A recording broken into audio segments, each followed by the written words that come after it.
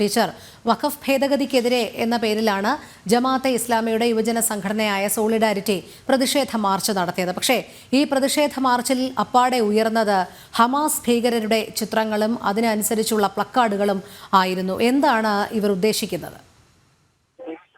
ഇത് നമുക്കവരുടെ പൊതു സ്വഭാവം അറിയാവുന്നവർക്ക് ഇതിൽ ഒട്ടും അത്ഭുതം തോന്നുന്നില്ല. കാരണം ഇപ്പൊ വഖഫ് ഭേദഗതിക്കെതിരെ അവരൊരു സമരം നടത്തുമ്പോൾ മിനിമം അവർക്ക് കയ്യിൽ പിടിക്കാവുന്നത് അവർക്ക് വേണ്ടി ലക്ഷക്കണക്കിന് ഏക്കർ കയ്യേറാൻ അവസരം ഉണ്ടാക്കി കൊടുത്ത പ്രധാനമന്ത്രി മൻമോഹൻ സിംഗിന്റെയോ അല്ലെങ്കിൽ വഖഫ് ഭൂമി നേടിക്കൊടുത്ത് താടി പിടിക്കൂ എന്ന് പറഞ്ഞ് നടക്കുന്ന ഇടത് വലത് രാഷ്ട്രീയക്കാരുടെയോ ഒക്കെ ഫോട്ടോകളായിരുന്നു അവർ ഉപയോഗിക്കേണ്ടിയിരുന്നത്. മറിച്ച് അവർ ഉപയോഗിച്ചത് ഈ പറഞ്ഞതുപോലെ ഹമാസ് ഭീകരരൊക്കെ ചിത്രമാണെങ്കിൽ ഇത് 921 തനിയാവർത്തനമാണ്. കാരണം വർഷം ഏതായാലും സ്ഥലം ഏതായാലും അവരുടെ പൊതു സ്വഭാവം ഒന്നാണ്. അന്ന് തുർക്കിയിലെ ഖലീഫയ്ക്ക് വേണ്ടിയായിരുന്നു ഇവിടെ ഇത്രയും കോലാഹലങ്ങളൊക്കെ ഉണ്ടാക്കിയത്. അന്ന് അവർ ഉയർത്തിയത് തുർക്കി ഖലീഫേറ്റിന്റെ പതാകയായിരുന്നു. അല്ലാതെ ഭാരതത്തിന്റെ സ്വാതന്ത്ര്യവുമായോ അല്ലെങ്കിൽ ഭാരതത്തിന്റെ പ്രതീകങ്ങളുമായോ ഒരു ബന്ധവും ആ സമരത്തിനുണ്ടായിരുന്നില്ല. അന്ന് എല്ലായിടത്തും അവർ പിടിച്ചെടുത്ത സർക്കാർ കെട്ടിടങ്ങളിലും സ്ഥലങ്ങളിലും ഒക്കെ ഉയർത്തിയത് തുർക്കി ഖലീഫേറ്റിന്റെ പതാകയായിരുന്നു, തുർക്കിക്കാർക്ക് പോലും വേണ്ടാത്തത്. അപ്പൊ അതേ പൊതു സ്വഭാവമാണ് ഇന്നിപ്പോ ഈ കാണിക്കുന്നത്.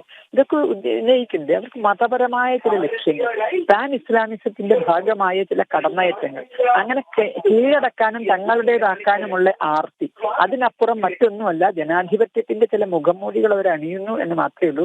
ഇവിടെ ജനാധിപത്യമല്ല മതാധിപത്യത്തിലേക്ക് എങ്ങനെ കൊണ്ടുപോകാം എന്നതിനുള്ള ചില പരിശീലനങ്ങൾ അല്ലെങ്കിൽ അവരുടെ ലക്ഷ്യമാണ് നമുക്ക് ഇതിലൂടെയൊക്കെ വ്യക്തമാവുന്നത്. ടീച്ചർ, അതുമാത്രമല്ല, നമുക്കറിയാം മതപരമായ ചടങ്ങുകളിലും ഈ വിഭാഗം ആനപ്പുറത്ത് എഴുന്നള്ളിച്ചത് ഹമാസ് ഭീകരരുടെ ചിത്രങ്ങളായിരുന്നു. ഇവിടെ ഒരു പ്രതിഷേധ സ്വരം ഉയർത്തുമ്പോഴും മതപരമായ ചടങ്ങുകളിലും ഈ കൊടും ഭീകരരെ ഇങ്ങനെ ഇവർ ഉയർത്തിക്കാട്ടുന്നതിലൂടെ തങ്ങളുടെ പ്രത്യയശാസ്ത്രം ഇതിലൂടെ തന്നെയാണ് പോകുന്നത് എന്നുള്ളൊരു തുറന്ന സന്ദേശം ഇവരിങ്ങനെ മനഃപൂർവ്വമായി തന്നെ നൽകുകയാണോ? തീർച്ചയായും അതാണ് പറഞ്ഞത്. അതിന് കാലദേശ ഭേദമില്ല. ഒരു ലക്ഷ്യം ഒന്നാണ്, ഒരു മതരാഷ്ട്രം സ്ഥാപിക്കുക എന്ന ലക്ഷ്യത്തിലേക്ക് അതിന് കിട്ടുന്ന ഓരോ അവസരവും അവർ ഉപയോഗിക്കുന്നത്. അത് നേർച്ചയാകാം, അത് പ്രതിഷേധ പ്രകടനമാകാം, അത് എന്തുമാകാം. അപ്പൊ വഖഫ് തന്നെ സാധാരണ മുസ്ലിങ്ങളെ രക്ഷിക്കാൻ വേണ്ടിയുള്ള ഭൂമി അല്ലെങ്കിൽ വരുമാനം ഉണ്ടാക്കാനല്ലത്.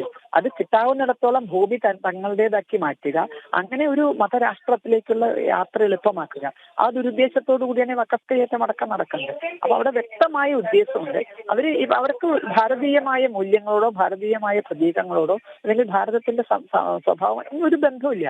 കേവലം ഒരു പാൻ ഇസ്ലാമിസത്തിന്റെ ഭാഗമായി പ്രവർത്തിക്കുന്നു. അപ്പൊ അത് ജമാഅത്തെ ഇസ്ലാമിന്റെ ആണെങ്കിലും നേർച്ചയിലെ ആണെങ്കിലും അത് തെളിഞ്ഞു കാണുന്നു എന്നേ പറയാൻ സാധിക്കും.